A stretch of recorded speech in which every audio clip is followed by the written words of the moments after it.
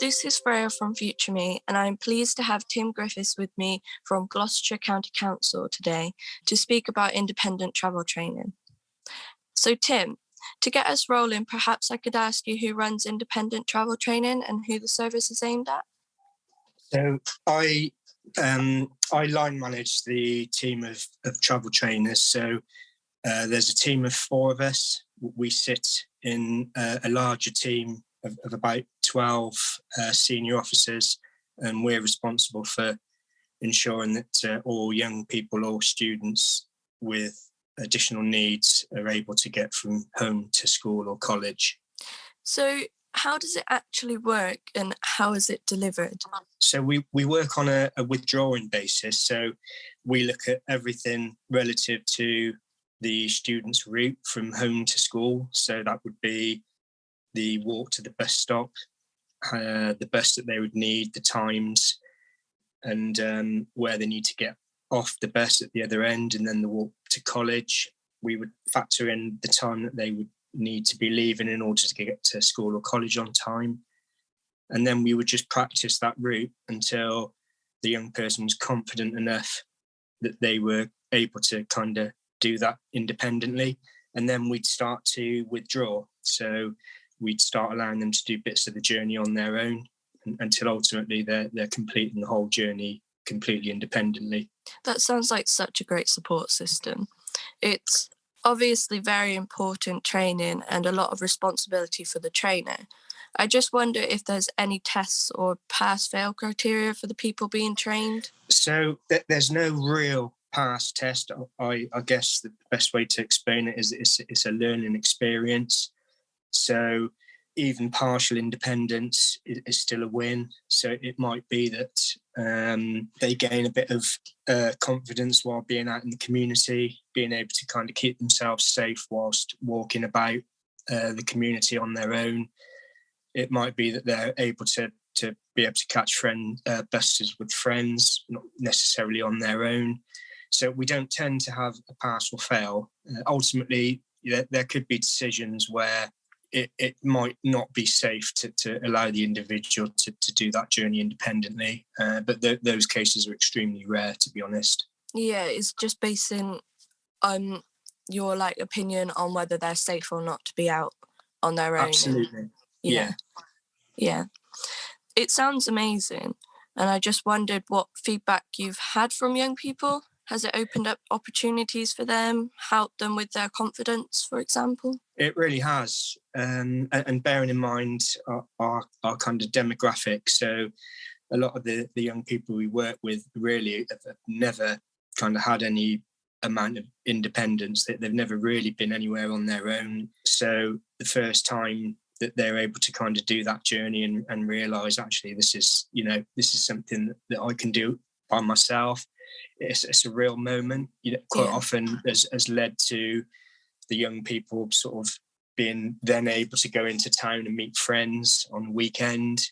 It's the feedback has been fantastic, not only from the young people, but also from the families of the young people who are also getting a bit of their independence, because they understand that actually we don't need to kind of do everything for them. So yeah, the feedback has been absolutely fantastic. Yeah, to be honest, I didn't even think about the families because they must be so concerned about whether their young person is actually safe or not and constantly worrying. But if they have this training, then they know that they're okay out there and they... Absolutely. Yeah, there's a lot of parental anxiety that's kind of to be expected.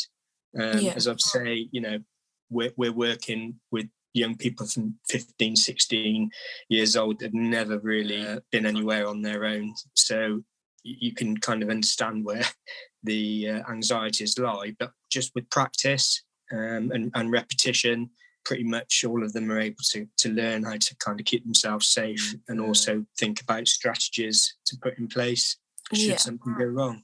Well, if there were young people listening who felt nervous about travelling independently, what would you tell them?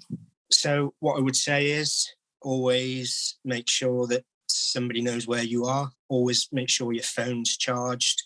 and have your contact details ready, so that if something goes wrong, if you kind of get lost, get off at the wrong stop, or not sure where you are, that you can phone somebody to kind of seek help.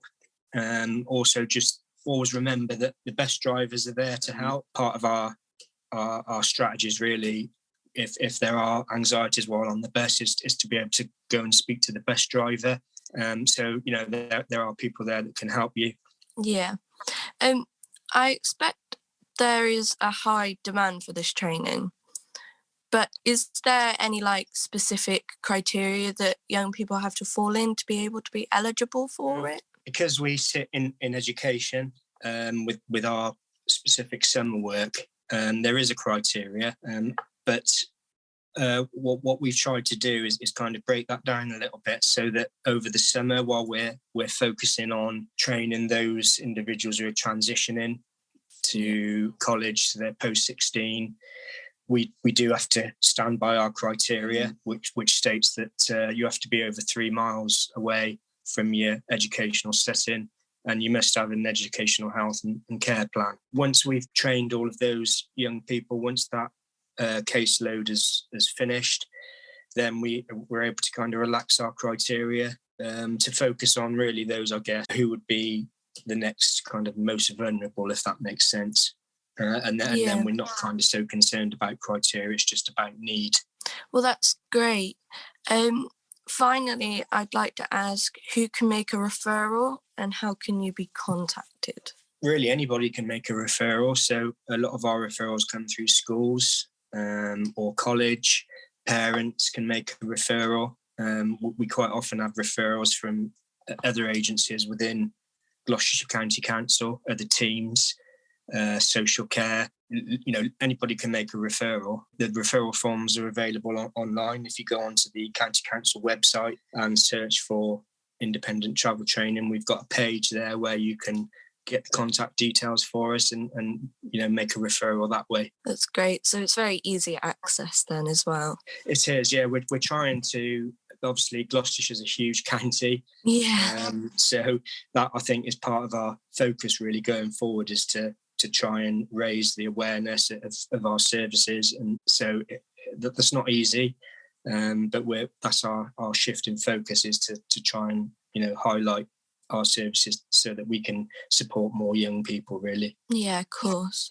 Well, if anyone feels that independent travel training would benefit them and you meet the criteria, you now know where to go. Tim, I really appreciate you speaking to me and thank you for your time. Thanks, Freya.